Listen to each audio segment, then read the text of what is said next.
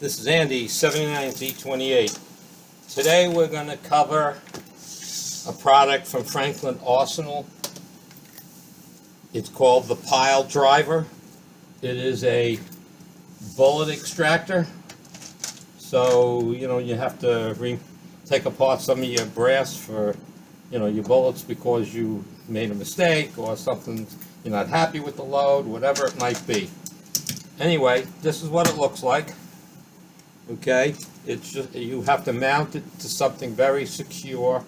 All right, this is a 2x10, I believe, maybe a 2x12. I didn't measure it. Okay, it mounts with 8 screws.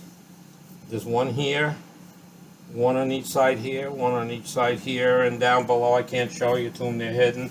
There's a couple of more. And it's solid as can be. The mounting seems to work fine. Now they give you, what did I do with that? Here it is. They give you this little catch basin that kind of fits in here, which is kind of like a real pain in the ass in plain language. But they do have this adapter that comes with it where you can attach a half-inch hose, I guess it is. And it goes down to I have it going down to a jar. Let's see, take the jar out.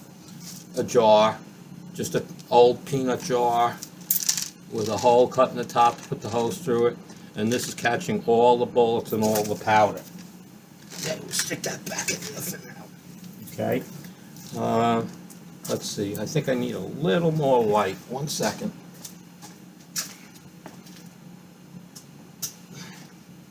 Okay, live video. Gotta love live video. Anyway, all I did was clamp it to my workbench here. Alright, because I really don't want to mount it on a wall somewhere. I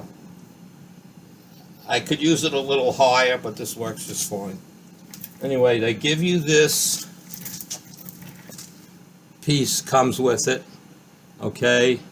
I don't know what the longest bullet is, but 30-06 fits right in here. There's nothing to change to use different calibers. Okay, it's hard to do things here. This is the top. Okay, there's this little rubber cap that exposes the jaws. Okay, and basically what you do, see if I can do this on camera right the first time. You flip that orange, that top back. Okay, you take your bullet, you just push it in, close the flap, you put it in the puller, and then you have to turn.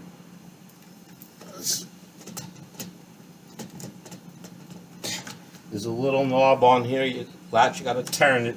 That's a safety feature. If it's turned, you can't cock it. Okay. You lift it up. I bring it down to about 3/4 of the way. And yeah, it's loud.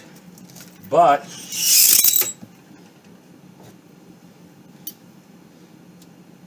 the bullet has been removed. Okay, we're only going to do a few of these because it's loud and it's going to be repetitive. Again, put another bullet in. You slide this in, you turn this little knob to lock it. Okay, now be careful.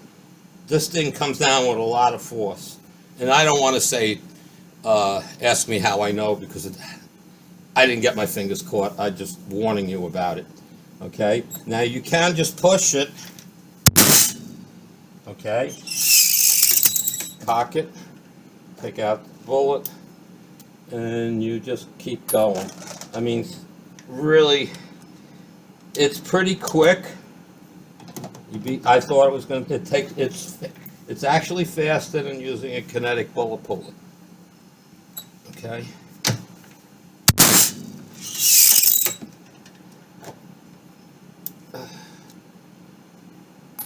It does take a little bit to cock it.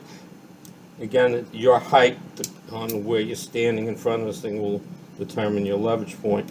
Okay, let's see if I can give you a close-up of this. That's the little knob that you have to turn. Okay, now the only issue I've had out of the box, starting to do bullets, I did about 300 of them, and this started getting loose. Okay, now this is not, the knob is plastic, the piece that turns is all plastic.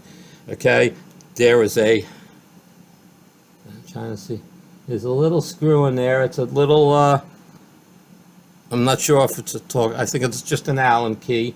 All right, that's the screw that keeps this tight. Now, on the other side, there is a metal nut, so you're not screwing into plastic, so you can tighten it down pretty decent. Now, I don't know yet. If it keeps loosening up, I'm going to put a little blue Loctite on it, but it hasn't loosened since I've tightened it. Now, when you lock it, let's see if I can show the fingers come out on the side there. Okay, whoops, so hard to do this in the video. There is this that goes up and comes out. That is the mechanism, the safety. Without that down, that will not fire. Okay, so you got to turn this up and down to put it in. You turn the knob to the left, and bam. All right, so now I'm just going to do a few, just to show you how quick it really is.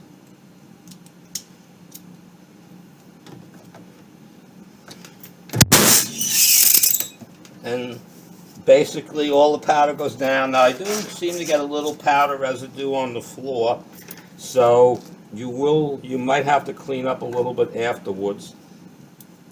Now I did find using that little plastic cup they give you, again, this thing, okay, it's kind of a little bit of a pain in the neck to slide in place all the time.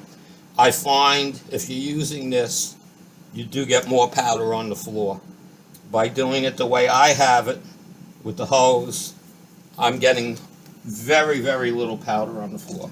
Okay, do this a couple of minutes, another minute or two, and we'll end this video. Just going to show you how quick you can do it. Okay.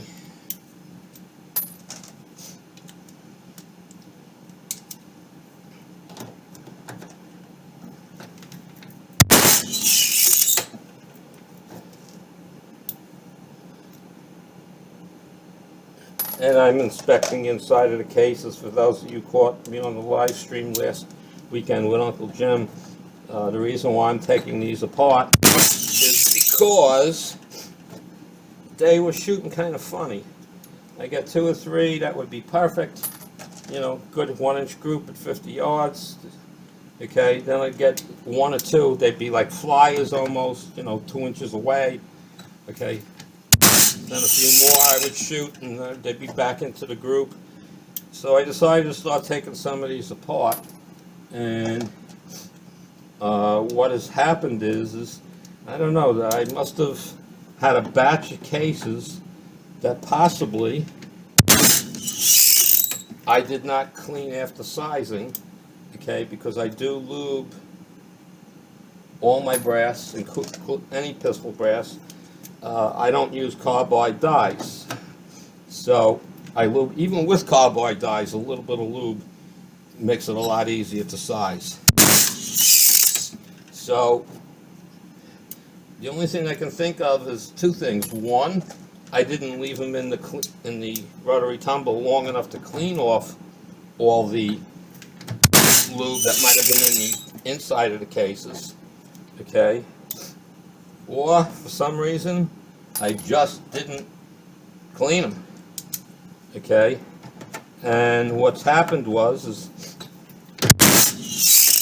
all the powder in those cases, in some of the cases, and I want to say 2 or 3 out of 10, okay, were giving me shooting problems, taking apart. 2 out of 3, I mean, 2 or 3 out of 10. When I took the bullet apart with the manual, kinetic puller, I was finding the powder was clumped and stuck to the wall of the case. All right, and I did notice a little unburned powder in my Ruger PC. So what was probably happening is a lot of that powder wasn't burning, and that was the residue I was seeing in the barrel of the rifle, and that was what was affecting my accuracy. So this has become a project. It's around 1,000 rounds, and I've got only maybe 100 more to go to take apart. But you can see it goes fairly fast, and it works pretty easy. Okay, you get into a rhythm, and it works perfectly. Now, what the other thing I've elected to do, which isn't taking too long, I thought it was going to take a longer time, was every piece of brass that I'm taking apart, one gets resized, okay? But before I go through the resize, I'm taking Q-tips and alcohol and rubbing down the inner walls of the brass to remove possibly any lube that's in there. And you can see the difference in the brass when it go on the floor. Remember, Andy, if it falls on the floor, it's yours. Okay. When you look in the brass, you can tell which ones are the problem ones, because the inside of the brass is kind of dark looking, versus the ones that didn't have an issue are still shiny, you know, from being cleaned.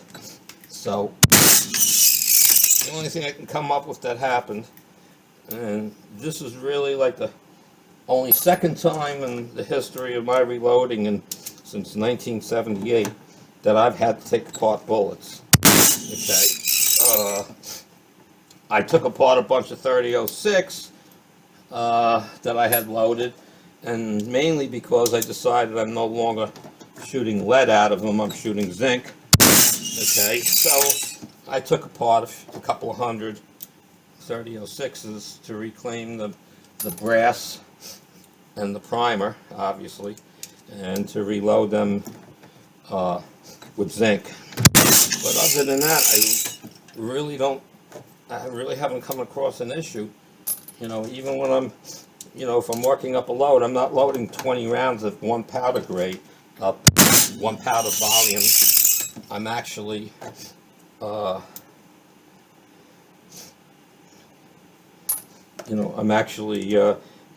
load 5 usually, max, of a specific powder drop, but then I work the ladder load up until only 5 of each. And so I only maybe make 15 to 20 rounds, and I go test them and I'll shoot them all out. I'm not worried about it. So I'm looking for accuracy nodes. Anyway, I think that is about it. You see that one's dirty as hell on the inside. Anyway, that is the Frakford Arsenal pile driver. If you have any questions, feel free to ask them in the comments.